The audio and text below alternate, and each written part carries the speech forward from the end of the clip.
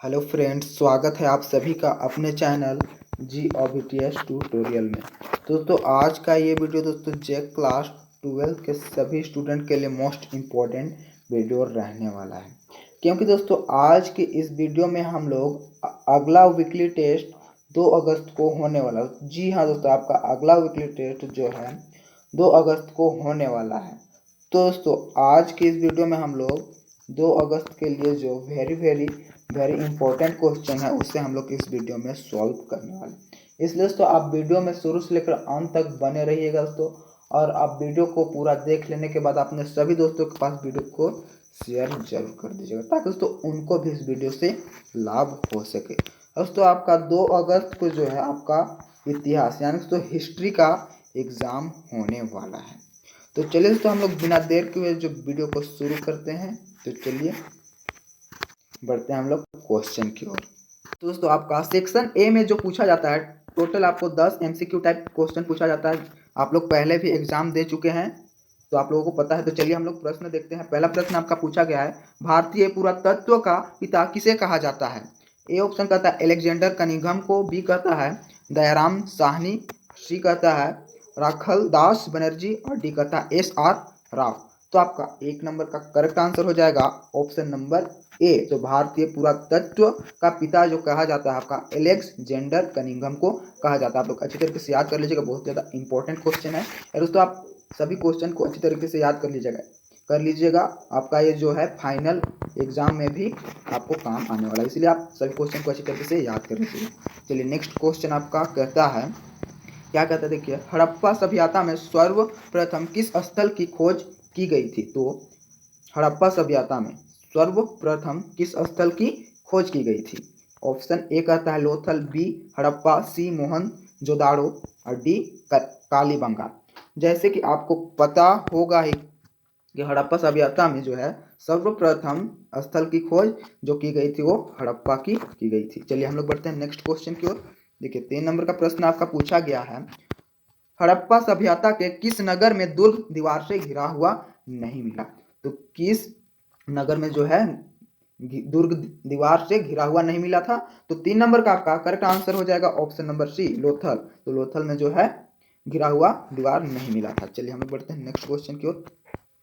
4 number का प्रश्न पूछा गया, सिंधु घाटी सभ्यता में विशाल स्नानागार के अवशेष कहाँ से प्राप्त हुए? तो विशाल स्नानागार के अवशेष कहाँ से प्राप्त हुए थे? तो आपका प्राप्त हुए थे मोहनजोदाड़ो से। कहाँ? तो मोहनजोदाड़ो से। चलिए हम लोग बढ़ते हैं नेक्स्ट क्वेश्चन की ओर।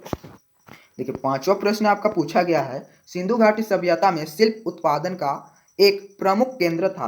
तो शिल्प उत्पादन का जो आपका प्रमुख केंद्र था वो कौन सा दोस्तों? तो आपका जो था ये चान्होदाड़ो से शिल्प उत्पादन का एक प्रमुख केंद्र था। चलिए हम लोग बढ़ते हैं नेक्स्ट क्वेश्चन की ओर।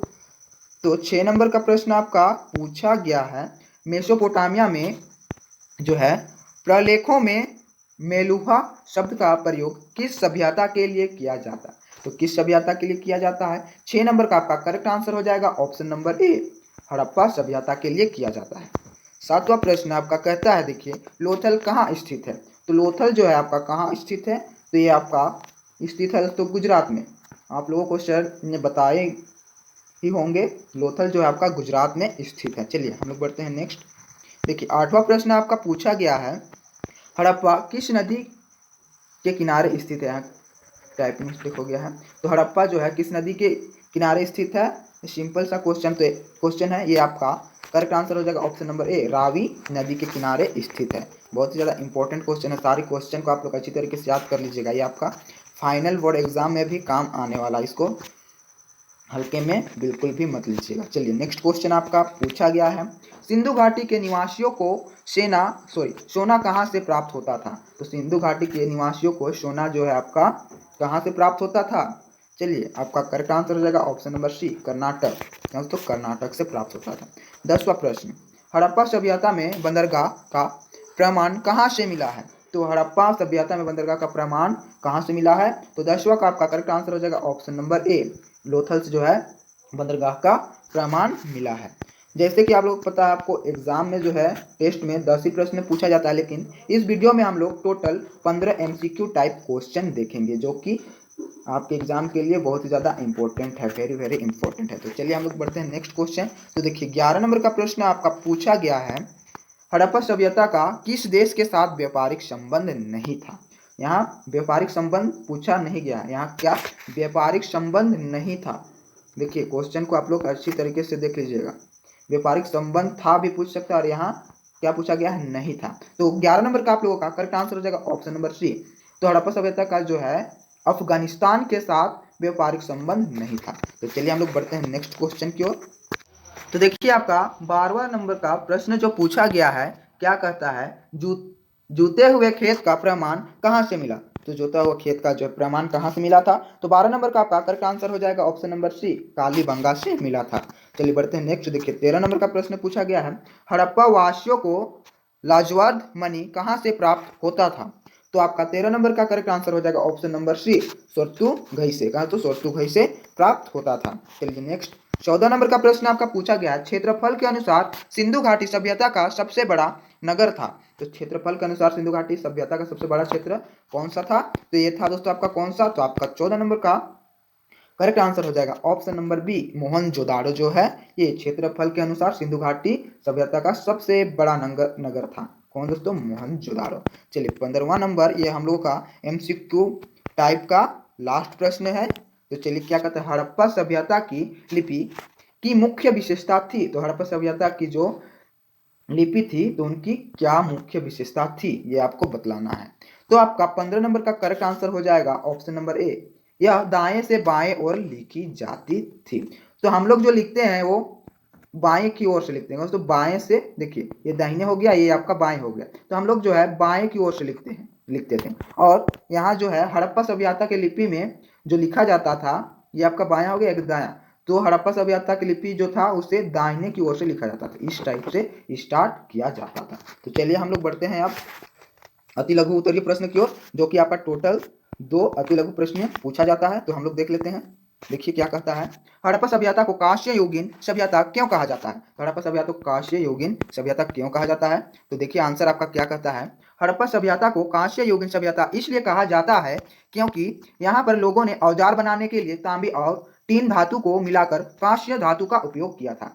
तो हड़प्पा सभ्यता के जो लोग थे वो तांबे और टीन धातु को मिलाकर जो है कांस्य धातु का उपयोग किया था, यानी कि औजार बनाने के लिए भी जो है उन्होंने तांबे और टीन धातु का जो है उपयोग किया और तांबे और टीन को मिलाकर कांस्य धातु का उपयोग किया था। इसलिए जो है हड़प्पा सभ्यता को कांस्य युगीन सभ्यता कहा जाता है। बहुत ही सिंपल सा है, आप लोग अच्छी तरीके से याद कर लीजिएगा। चलिए हम लोग बढ़ते हैं नेक्स्ट। तो देखिए 2 नंबर का आपका प्रश्न क्या कहता है, हड़प्पा सभ्यता को सिंधु घाटी सभ्यता क्यों कहा जाता है। तो हड़प्पा सभ्यता को जो है सिंधु घाटी सभ्यता क्यों कहा जाता है। तो उत्तर देखिए क्या कहता है, हड़प्पा और मोहनजोदाड़ो नगर के अवशेष मुख्य तौर पर सिंधु नदी या सिंधु नदी घाटी के आसपास से प्राप्त हुए हैं। इस कारण से हड़प्पा सभ्यता को सिंधु घाटी सभ्यता भी कहा जाता है। इस तरह से हम लोगों ने अति लघु उत्तरीय प्रश्न भी देख लिए। अब हम लोग जो है लघु उत्तरीय प्रश्न देखेंगे। तो चलिए क्या कहता है, हड़प्पा सभ्यता के धार्मिक जीवन का वर्णन करें। तो हड़प्पा सभ्यता के धार्मिक जीवन का वर्णन करना है। तो चलिए हम लोग देखते हैं उत्तर में क्या कहता है, हड़प्पा सभ्यता या सिंधु घाटी सभ्यता का धार्मिक जीवन मुख्यतः मातृ देवी की पूजा पर आधारित था। खुदाई में बहुत अधिक संख्या में नारियों की मूर्तियां मिली हैं, जिससे यह ज्ञात होता है कि सिंधु घाटी के निवासी मातृ देवी की उपासना किया करते थे। हड़प्पावासी मातृ देवी के साथ ही देवताओं की भी पूजा किया करते थे।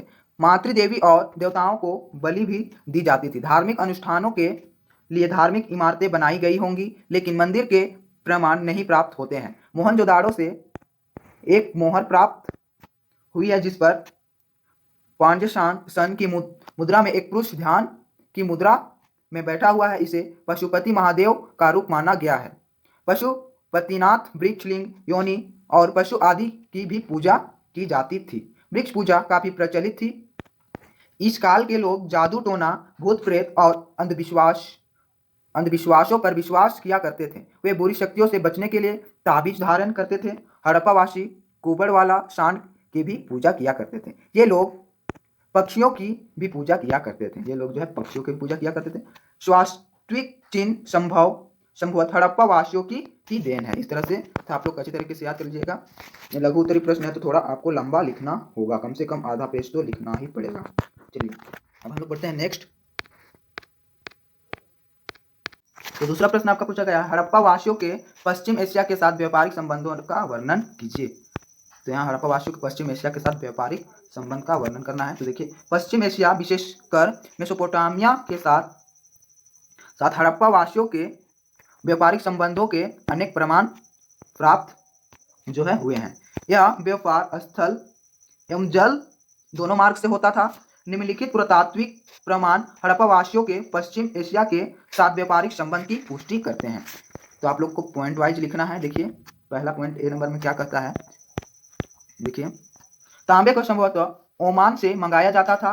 रासायनिक अध्ययनों से यह प्रतीत होता है कि हड़प्पा तथा ओमान के बर्तनों में प्राप्त निकेल के जो अंश पाए गए हैं उनका उद्भव एक ही स्थान है।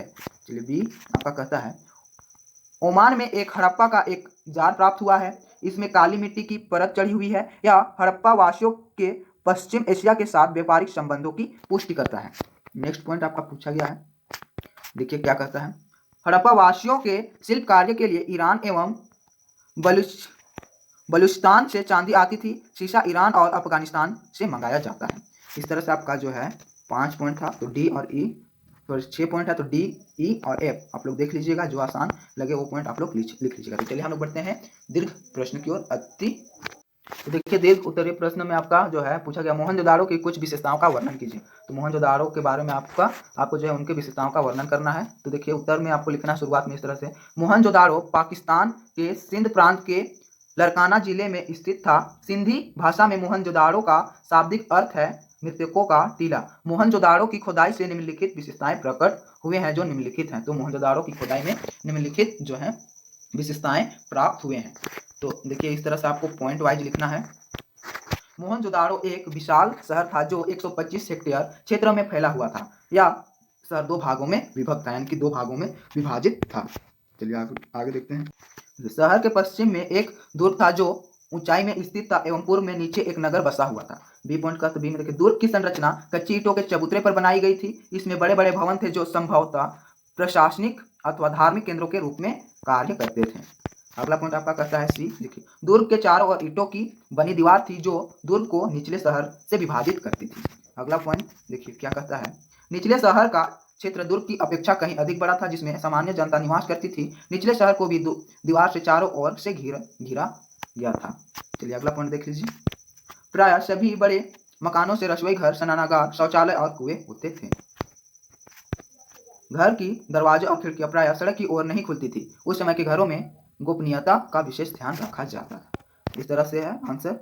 चलिए आप लोग देख लीजिएगा। तो चलिए हम लोग बढ़ते हैं नेक्स्ट क्वेश्चन की ओर। देखिए अगला क्वेश्चन आपका पूछा गया है, हड़प्पाई समाज में शासकों द्वारा किए जाने वाले संभावित कार्यों का संक्षेप में वर्णन करें। तो आपको संक्षेप में वर्णन करना है। देखिए आंसर आप लोग लिख लीजिएगा, स्क्रीनशॉट ले लीजिएगा, फिर वीडियो पॉज करके आप लोग लिख लीजिएगा। देखिए आप लोग स्क्रीनशॉट ले सकते हैं। अगर मैंने अभी एक एक करके पढ़ूंगा तो बहुत ज़्यादा लंबी वीडियो हो जाएगा। चलिए इस तरह से आप लोग वीडियो पॉज करके लिख लीजिएगा। ये 5 नंबर का क्वेश्चन है तो कम से कम 1.5 पेज तो लिखना होगा। आप लोग वीडियो पॉज करके लिख लीजिएगा। तो चलिए वीडियो को हम लोग यहीं पे समाप्त करते हैं। अगर वीडियो आपको पसंद आया हो तो वीडियो को एक लाइक कर दीजिएगा, और चैनल पर पहली बार आए तो चैनल को सब्सक्राइब कर लीजिएगा और बेल आइकन को ऑल पे सेट कर दीजिएगा। और दोस्तों आप वीडियो को देख लें तो अपने सभी दोस्तों के पास वीडियो को शेयर जरूर कर दीजिएगा दोस्तों, ताकि उनको भी वीडियो से लाभ हो। तो चलिए मिलते हैं फिर अगले वीडियो में।